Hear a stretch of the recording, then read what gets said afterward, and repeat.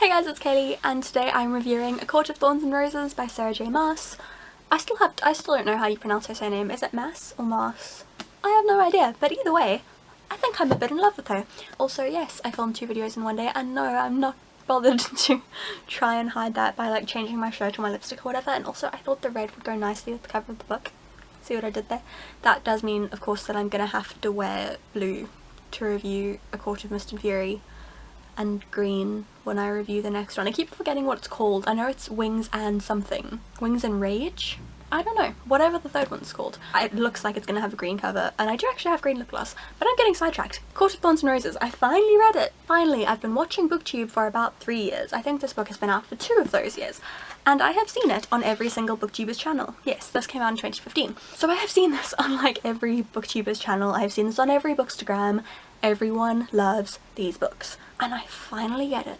I wanted to read them for a really long time because obviously it's a Beauty and the Beast retelling and I love Beauty and the Beast. Also, I'm a sucker for any YA that is highly hyped. Not so much with contemporaries anymore because I've become very disillusioned with the John Green style of book, but YA fantasy, I'm still there. Give me all the supernatural bad boys. But I'm not on Resend yet, so I need to calm myself. I'm going to put this book down because I feel silly waving it around. The basic plot is essentially the same as Beauty and the Beast, with the exception of the fact that the Beast is a fairy. This girl called Farah, she's hunting in the woods one day and she kills a wolf. And the wolf turns out to have been a fairy who came across the wall because the fairy and mortal worlds are divided. Yeah, so she kills the wolf and then this giant beast appears in her house and he's like, yo, you killed my friend. You have to come back across the wall with me and live on my lands forever. And she's like, yo dude, I didn't know he was a fairy. I'm sorry. And he's like, I don't care. You gotta come. According to this treaty that the fairies and the humans apparently signed. Yada yada yada. Yeah, anyway, she goes back with the beast and finds that he is in fact the High Lord of the Spring Court of the Fairies. And that in his fae form, he is rather an attractive man. Unfortunately, his court has been struck with a terrible curse that has left them all with masks essentially like welded or surgically attached to their face, and their magic's been weakened, which means that all the bad kinds of fairies can come onto his lands, and yeah, it's just a really bad time, basically. And I'm pretty sure you can figure out the rest. It's a Beauty and the Beast retelling. But yeah, I really enjoyed the story. I thought it was a really interesting take on it. Beauty and the Beast is something that has been redone a billion times. Speaking of which, so excited for the film. I loved the world building, I loved the magic, I loved the kind of curse that was put on them. I thought it was quite intricately detailed.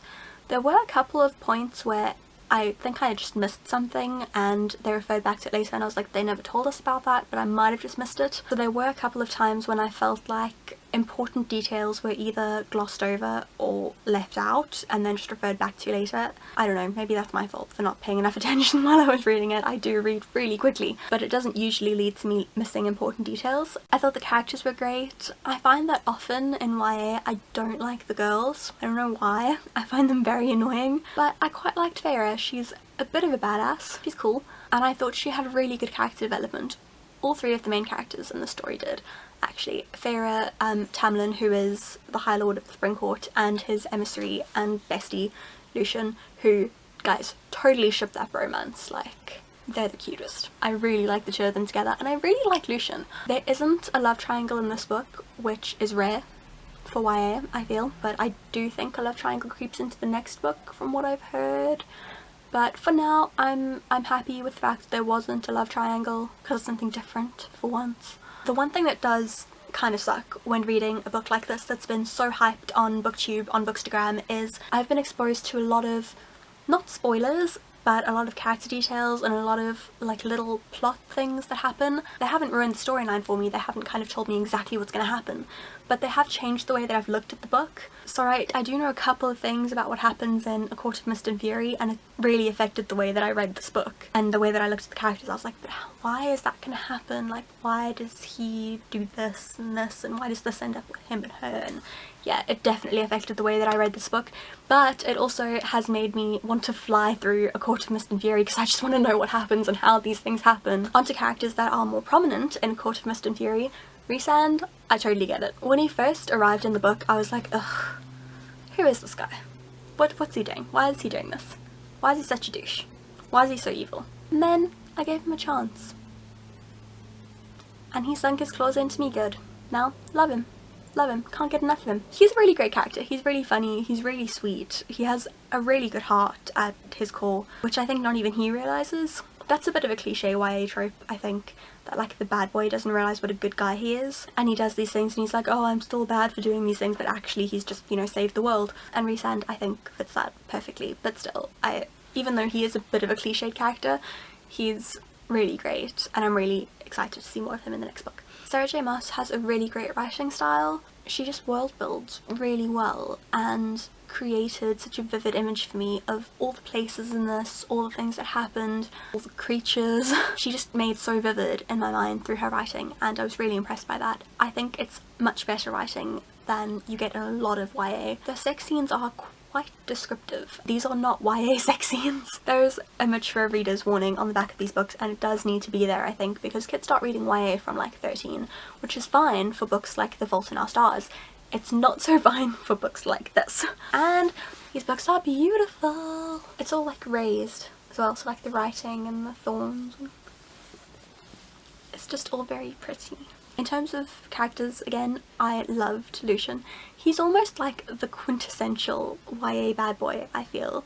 He's like sarcastic, he has that like lazy smirk. He's a really good guy at his core, but is a bit like mean and jokey and a touch offish. And Tamlin I also really liked in this book. I've heard some things that make me think that maybe my opinion of him will change in the second book. Hashtag Tamlin is a tool is a thing on Instagram. I must say, I'm not that keen to find out what that means, because at the moment I really like him. But yeah, we'll see when I finish A Court of Mist and Fury, which of course I will review for you guys as well. I think that is all I have to say about this book. I'm gonna give it a 4 out of 5 stars because I really enjoyed it. I will probably at some point in the future, when I buy it, I will probably give it a reread, and just based on this I'm really keen to see what the next book holds in terms of more character development, more world building, and presumably you get to see some of the other courts as well, and I'm really keen to see how she world builds those and just to see where she takes the story, because the end of this book is essentially the end of Beauty and the Beast, so I kind of have no map of where the story is going to go from here, so I'm really keen to see where she takes it and what she does with it and how she plays, because I've decided I'm quite a Sarah J Maas fan. I would love to hear your thoughts on A Court of Thorns and Roses. Leave them in the comments or leave me a link to your reviews, whether on here or written ones. If you enjoyed this video, please give it a thumbs up and subscribe to my channel, and I will see you all again very soon. Bye!